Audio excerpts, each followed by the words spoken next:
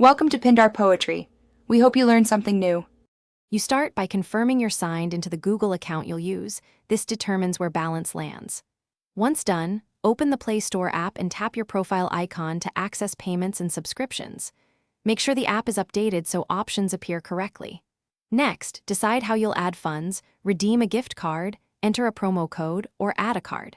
This first stretch sets the account, permissions, and method. Do these now so the next steps flow smoothly. You'll now perform the core action, redeeming or adding a method. If you have a gift card or promo, choose Redeem Code, carefully type or paste the code, then tap Redeem. If adding a card, choose Payment Methods, enter card number, expiry, CVV, and billing address. Make sure they match your bank records. Once added, Google may verify with a small authorization. After verification, your new balance or payment method appears. This is the complex middle step where accuracy matters most. You finish by using your balance at any Play checkout. Select the item, choose Google Play Balance as payment, and confirm purchase. Make sure subscriptions are billed to the correct account. Family library rules can affect availability. Once completed, view receipts or payment methods to confirm the transaction.